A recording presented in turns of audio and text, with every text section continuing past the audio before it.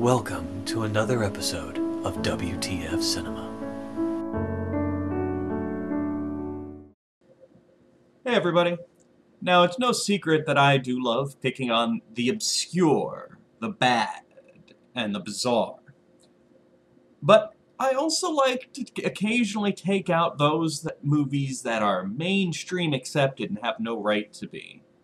To that end, this is Ghost.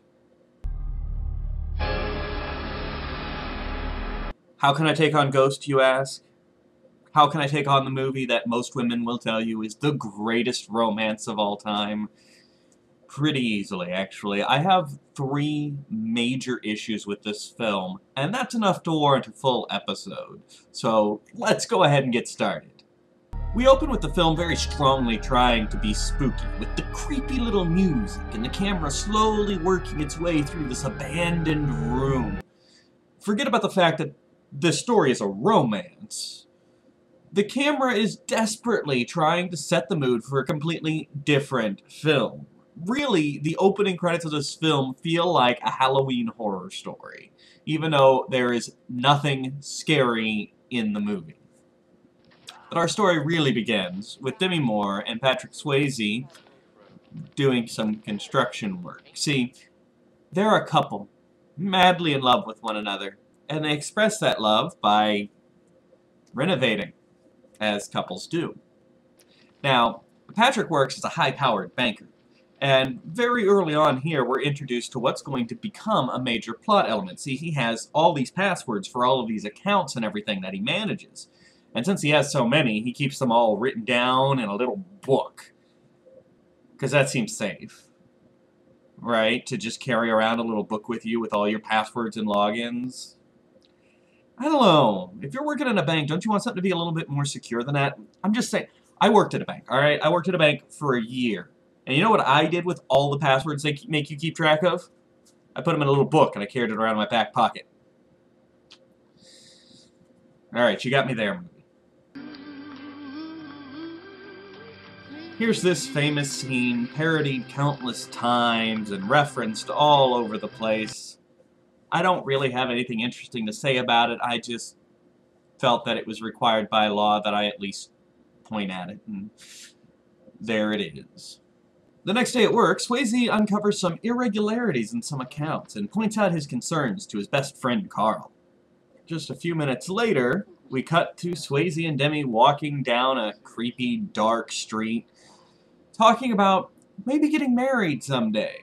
And this is where we learn that they've never talked about marriage because it makes them uncomfortable, and Swayze's incapable of saying, "I love you." See, this is your great romance movie, ladies. This is your epic romantic film. A film about a couple with serious commitment issues. Luckily, a mugger interrupts our little love drama, and in a scuffle that ensues, he kills Patrick Swayze. So now our story can finally begin.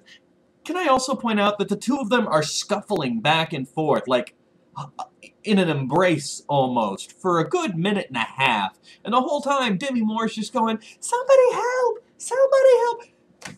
Lady, get in there and hit the guy over the head. His arms are already busy. He can't hurt you. Hit the guy.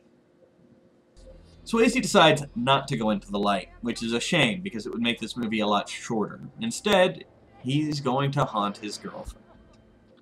I realize so far this hasn't been like a normal WTF review. Mainly I've just been walking you through the film instead of tearing it apart. And that's because up until this point, there's not really any problems with it. There's no real problems with the basic plot of this film.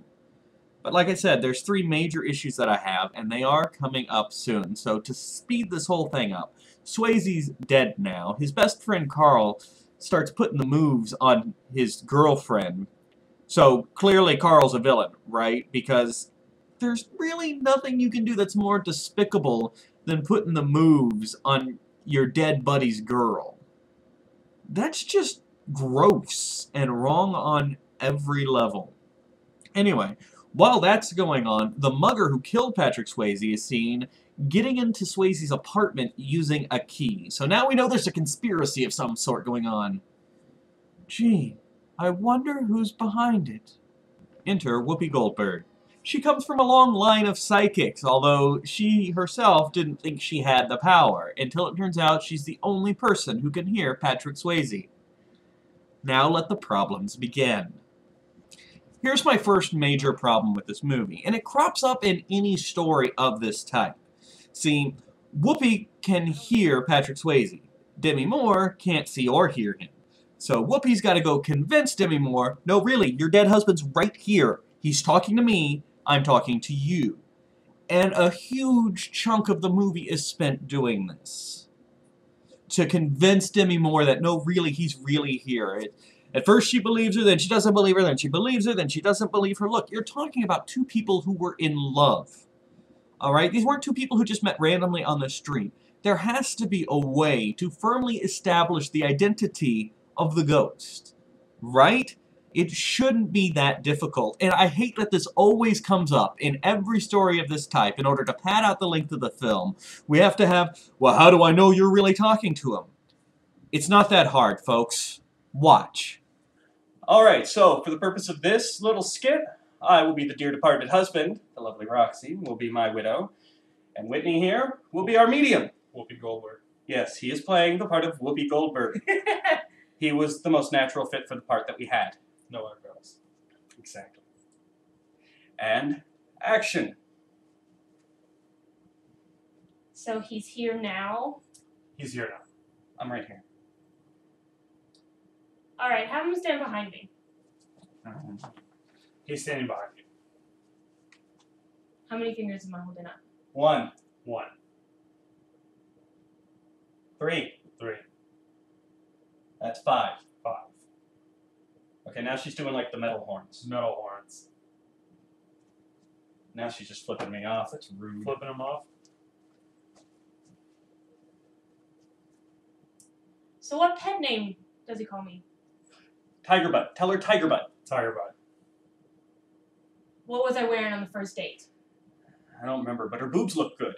He doesn't remember, but your tits look good. So he's here. See, it's not that hard. There is no reason to ever pad out a film with this concept. In a completely unsurprising turn of events, we learn that Carl actually hired the mugger to mug Patrick Swayze. Now, he didn't hire him to kill him. Of course, he doesn't seem to feel too bad about it, but he didn't hire him to kill him. He hired him to get that little book with all the passwords in it, because Carl is laundering some money for the mob, or mob-like entity. In the movie's defense, Whoopi does share deeply personal things to prove Swayze's identity, like the green underwear you wrote your name in. We do have that moment, and that's why she believes it. But when she goes to the cops to say, look, my husband thinks there's something going on, my dead husband, who communicated to me through the psychic, they pull up a file on Whoopi Goldberg's character, who is a bit of a con artist. And they talk the woman out of believing that Swayze is still around. See, Demi was specifically told events that happened privately between the two of them, with nobody else around, and no way of anybody else knowing. Which is why she believed her husband was still around. But when the cops said, oh, she's a con artist, she probably went through your garbage, now she doesn't believe it anymore. Really? Because they didn't... She gives specific examples.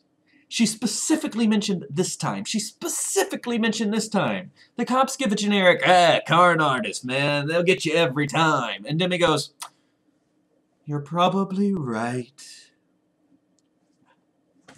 No wonder he didn't want to marry this loser.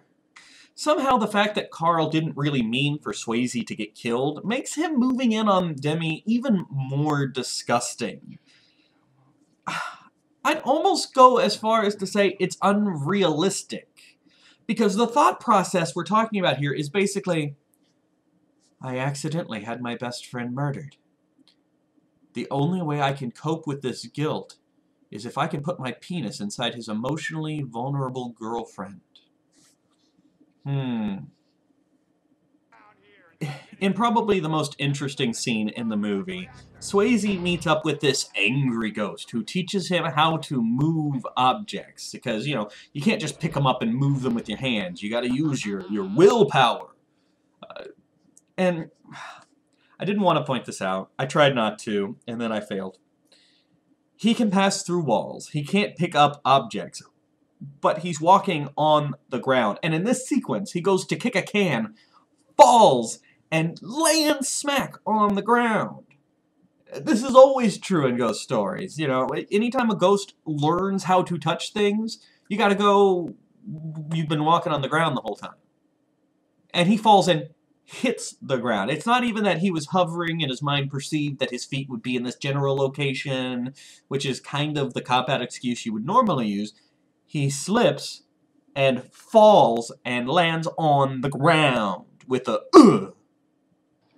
But before Swayze can get revenge for his murder, he's got to ruin Carl's plans with the help of Whoopi. And what follows is a sequence that's meant to be comedic. See, he walks her through pretending to have this identity so she can get the money out of the account and then close the account and all of this.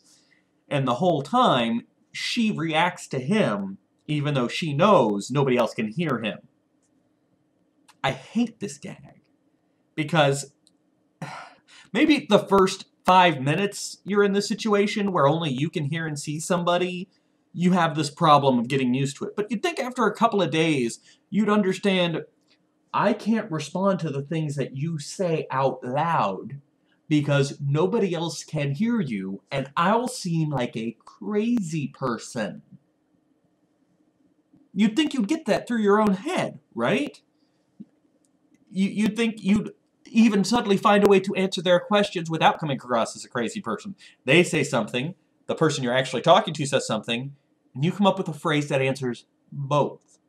But no, we gotta have the gags of, oh, what did you say? Oh, nothing, I didn't say nothing. Shut up, Whitey. Go ahead, search, you'll never find it. They're gonna kill you, Carl. You and Willie. You're gonna be fertilizer. They're gonna bury you right next to Jimmy Hoffa. Then there's this lovely scene of Swayze bragging and tormenting Carl over the fact he's gonna get killed by the mob. He is sitting there laughing about his buddy. You're gonna get chopped up into little tiny bits. This is our heroes, ladies and gentlemen. Now, I admitted Carl's not a nice guy. I mean, he's trying to bone Demi. He did accidentally get his best friend killed, and he is doing money laundering for the mob. So he's not a great guy. But our hero has set into motion things that will purposefully kill this guy, and is laughing about it. Our hero, ladies and gentlemen. The mugger and Carl show up to kill Whoopi to get the money back that Swayze helped her steal. But luckily, Swayze's ready. He separates the two of them, and he just starts throwing stuff and shoving and hitting and scaring the bejesus out of the mugger. He keeps harassing the guy until the guy runs out of the place, and he's still going down the street, and he's just shoving this guy. So this guy's just running away, and he's getting shoved into stuff. Stuff keeps flying at him, and ultimately, he gets run over by a car in his panic. I say Swayze just killed that guy. Now, I know it's arguable because he wasn't driving the car, but what was Swayze's end game? When was he going to stop harassing the guy? When was enough going to be enough? Because the guy was already retreating from the situation and probably scared good enough that he would never have anything to do with Carl or Whoopi ever again. Guy was petrified. Swayze kept pushing him until he got run over by a car. I would say that Swayze is more responsible for the mugger's death than Carl was for Swayze's. Because again, Carl just said, rob the guy. Never said kill him. And this is going to come up later, and this is part of the second issue I've got. But for all intents and purposes, I'm going to go ahead and say Swayze indirectly killed that man. Not accidentally, but indirectly. Because I don't know what else his plan was. Well, by the time I'll just keep beating him up until he runs out of the New York City limits. Then I'll stop. I mean, I don't know when enough was going to be enough. Now, we're almost at the end of the movie. Whoopi shows up to Demi's apartment one more time to let her know Carl's coming, and man, is he crazy. You gotta let me in. Your husband's really here. Ignore the fact that by now Sam actually can touch objects, because he goes through into the apartment to see Demi's side of the conversation. And it could be just me, but it seems like a really easy way to convince her, no, really, I'm really here, would be if he unlocked the door and let Whoopi in before Carl shows up and kills her. Instead, we get a bit about her slipping a penny under the door and him levitating a penny to prove he exists. Again, it took floating pennies to prove to the love of his life that he was really there. They didn't have enough personal stuff to share back and forth, I guess, through Whoopi that would have proved it. Now, even though we know Carl is coming, and that he's murderously angry, we take time out for what is supposed to be a very sweet scene. Swayze inhabits the body of Whoopi so that he can touch his beloved one last time. And during this little makeout scene, Demi closes her eyes, and we see her and Patrick Swayze holding each other, touching each other, because with her eyes closed, apparently Whoopi Goldberg's skin feels just like Patrick Swayze's. That's the part that makes this scene a little creepy. It's meant to be sweet.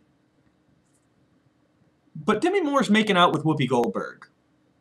I like Whoopi, don't get me wrong, but I never thought of her as a sexual creature.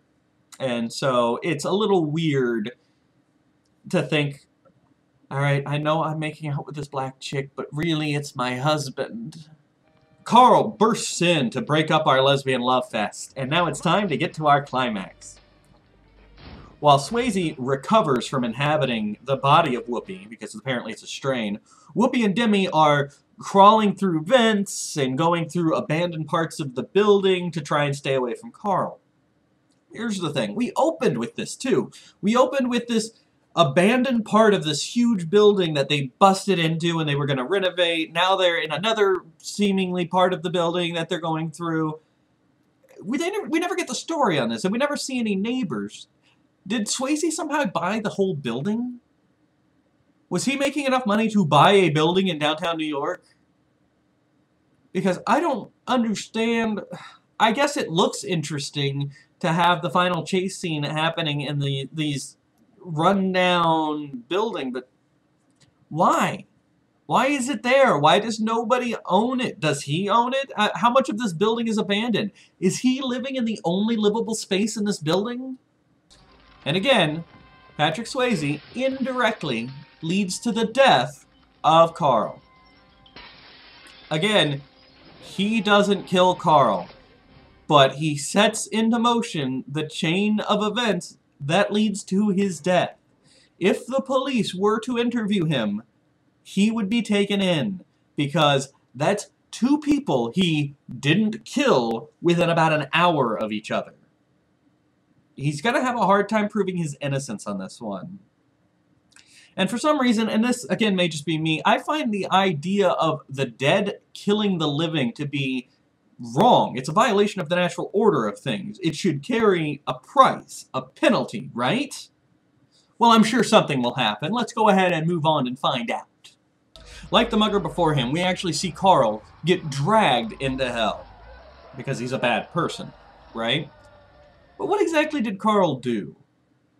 Again, he never had the intention, nor did he take the action of killing Patrick Swayze. Alright, we can take that murder off of his soul checklist. That wasn't what he wanted to happen, it wasn't what he asked to happen, it wasn't what he paid for. He did not kill Patrick Swayze. Carl did do money laundering for the mob, which is wrong. He did hit on Demi Moore and try to sleep with her. Again, wrong.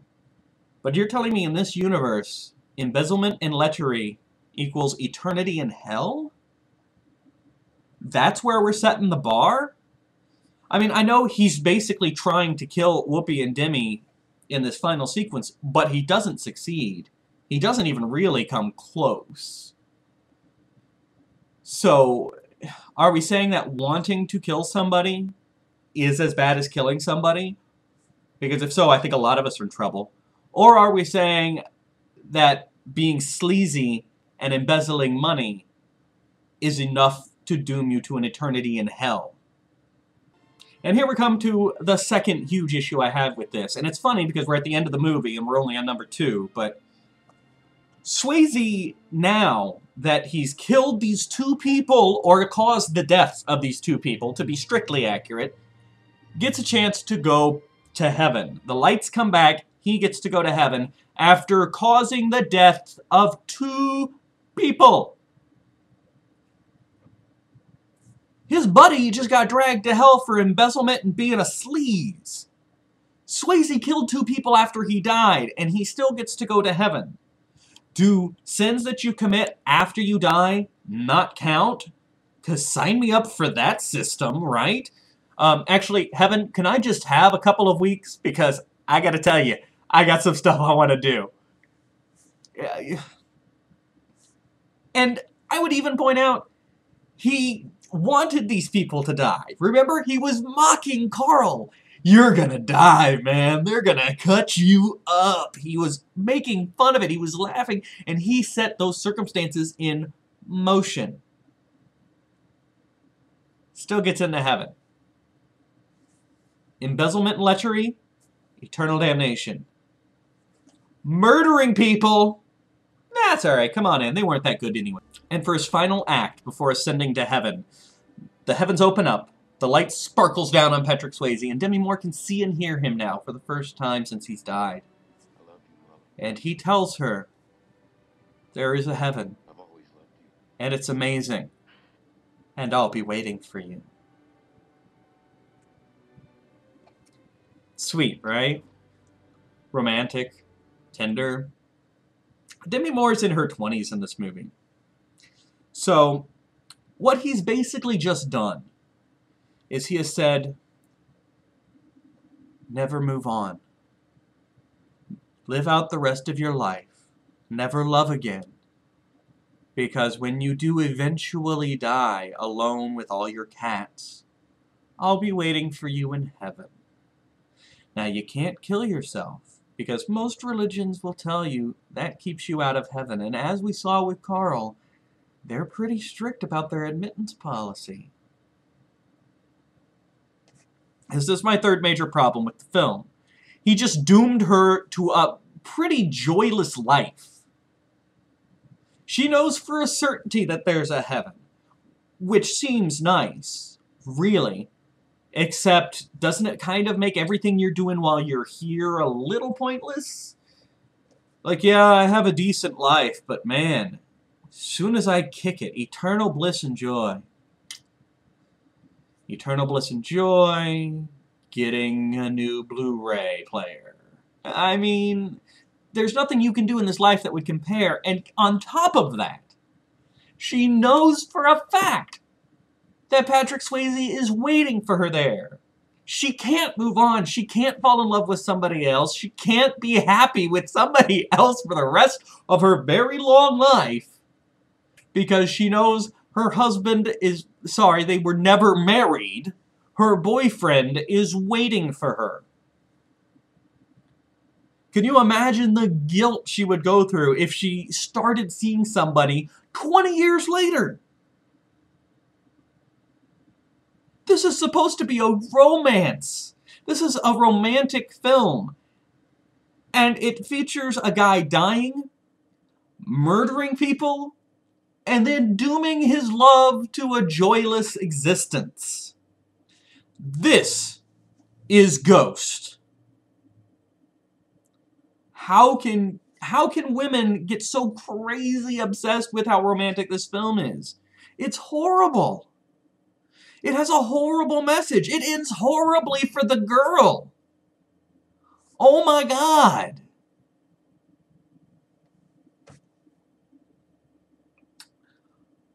On the upside, I never have to see it again. I think I've accomplished anything I could want to accomplish with seeing it. Oh, woe betide any girl I meet who wants to watch it with me on a romantic night in, right guys? See you later. Thank you for watching WTF Cinema. Until next time, what the f, man?